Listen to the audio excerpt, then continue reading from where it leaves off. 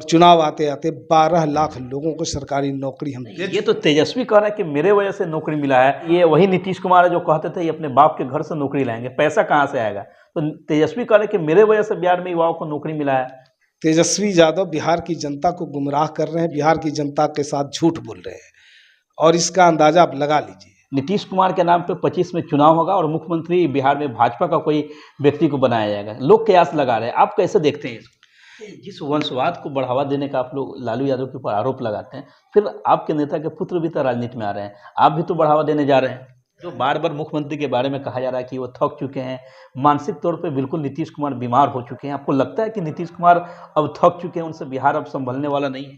इस वक्त मेरे साथ मौजूद हैं जेडीयू के प्रदेश प्रवक्ता हिमराज राम जी, जो बेबाकी के साथ अपनी बात को रखने के लिए बिहार ही नहीं बल्कि पूरे देश में ये जाने जाते हैं। बिहार के कई महत्वपूर्ण बिंदुओं पे आज हिमराज राम जी से चर्चा करेंगे। चुनाव को लेकर एनडीए गठबंधन की किस तरह की तैयारी है, किस रणनीति के साथ अब महागठबंधन को घेरने की प्लानिंग चल रही है। हिमराज जी, बहुत बहुत स्वागत है आपका।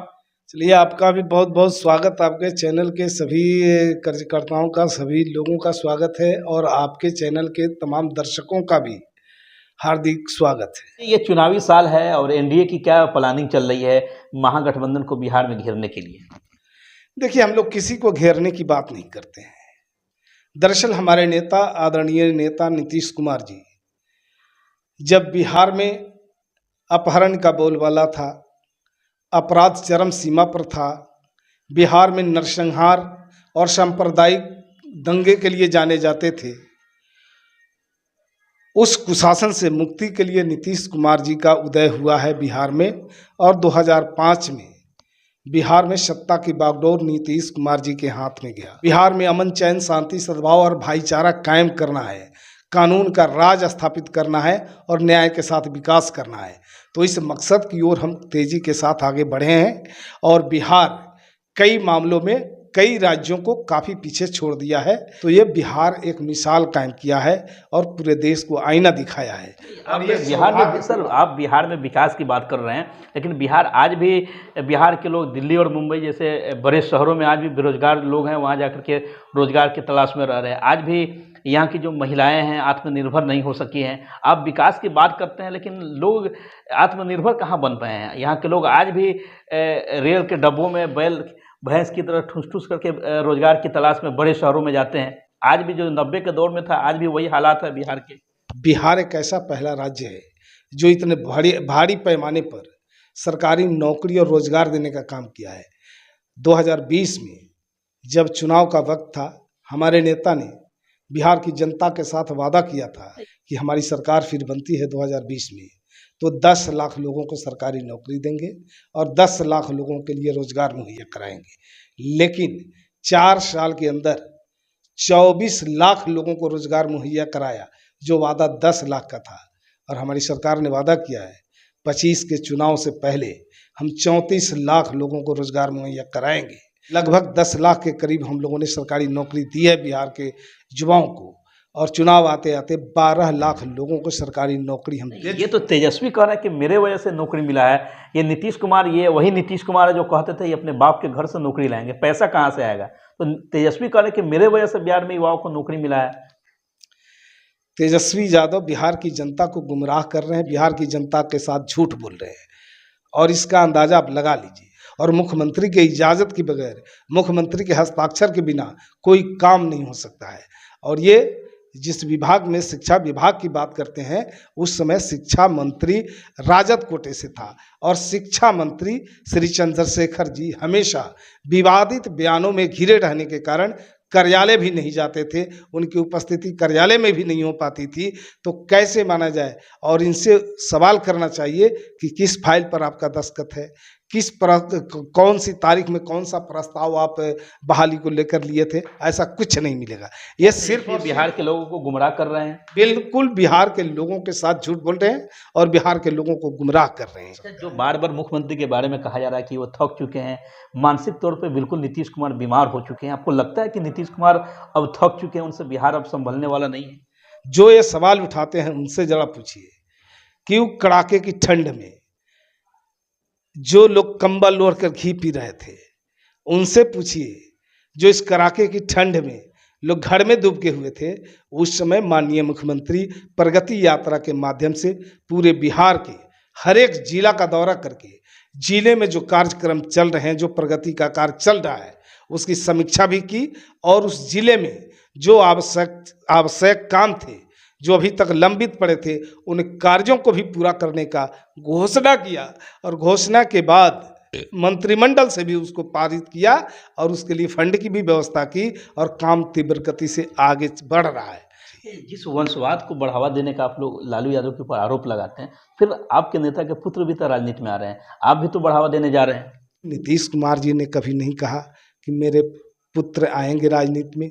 निशांत कुमार जी ने कभी ये नहीं कहा कि मैं अमुक तारीख को जनता दल यू की सदस्यता लूंगा या किसी तरह का वो राजनीतिक बयान नहीं दिया। आप क्या सोच रहे हैं, निशांत को आना चाहिए राजनीति में? अगर निशांत कुमार जैसा व्यक्ति अगर आता है तो निश्चित रूप से बिहार के लिए अच्छी बात है, लेकिन अभी तक इस तरह का कोई फैसला उनका नहीं आया है, अभी तक उनका ऐसा कोई बयान नहीं आया है। सूत्रों के हवाले से खबर मिल रही है कि एनडीए में कुछ ठीक ठाक नहीं चल रहा है, आपस में ही सिर्फ फुटबॉल वाला काम चल रहा है, क्या इसकी सच्चाई है?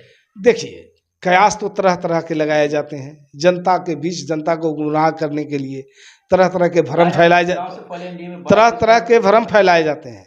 अब मैं आपको साफ तौर पर बता देता हूं कि एनडीए ने ये घोषणा कर दिया है पहले ही कि 2025 का चुनाव नीतीश कुमार जी की अगुवाई में ही लड़ेंगे और इस कार्यक्रम को आगे बढ़ाने के लिए कई लोग भाजपा के अभी प्रदेश अध्यक्ष भी ने कहा था कि जो संसदीय बीजेपी का जो संसदीय बोर्ड है वह तय करेगा कि सीएम का चेहरा कौन होगा। ये बयान को स्पष्ट तौर पर मैं समझता हूं कि तोड़ मरोड़ कर पेश किया गया है। एनडीए का नेता तो पहले से तय हो चुका है, भाजपा के कोर कमेटी में फैसला ले लिया गया है। बिहार के लोग ये कह रहे हैं कि नीतीश कुमार के नाम पे 25 में चुनाव होगा और मुख्यमंत्री बिहार में भाजपा का कोई व्यक्ति को बनाया जाएगा, लोग कयास लगा रहे हैं, आप कैसे देखते हैं इसको? नीतीश कुमार राजनीति में धुरी है, राजनीति में एक सेंटर है और सत्ता नीतीश कुमार जी के इर्द गिर्द घूमती है। सीधे बनने जा रहे हैं नीतीश कुमार जी के इर्द गिर्द सत्ता घूमती है और एनडीए का जो कार्यक्रम चल रहा है,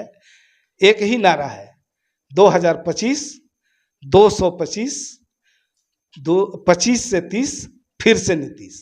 ये चुनावी साल है, आप लोग हमेशा ये कहते हैं कि अल्पसंख्यक समाज के लिए हमने बिहार में बहुत कुछ किया, लेकिन आखिर क्या वजह है कि अल्पसंख्यक समाज चुनाव के वक्त आपके साथ नजर नहीं आते हैं, मतलब वोट नहीं करते हैं?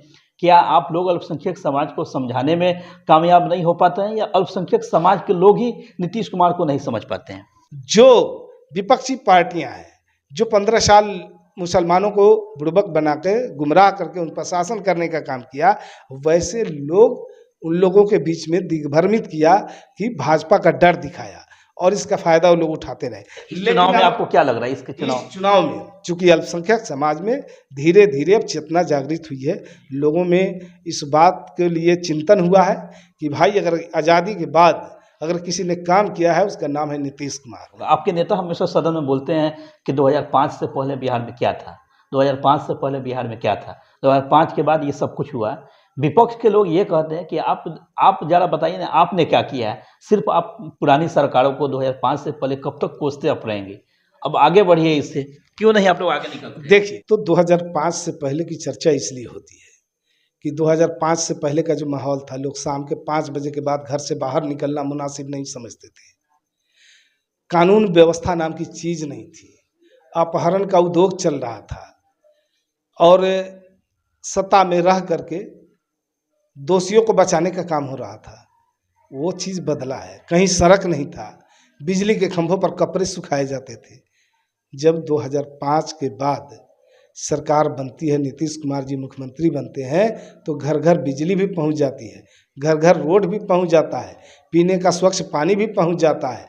मिनटों का सफ़र जो घंटों में तय होता था, अब घंटों का सफ़र मिनटों में तय हो रहा है। लोगों को कब तक आप 5 का डर दिखाते रहेंगे? 2005 से कुछ नहीं था। 5 की डर की बात नहीं है, तुलना करके बताया जा रहा है कि पहले रोजगार नहीं होता था, लोगों को रोजगार मुहैया नहीं होता था, लोगों को नौकरी नहीं मिलती थी। अब तो नौकरी देने के मामले में बिहार भी सभी राज्यों से आगे निकल चुका है। फिर भी तो बेरोजगारी में सबसे आगे बिहार ही है।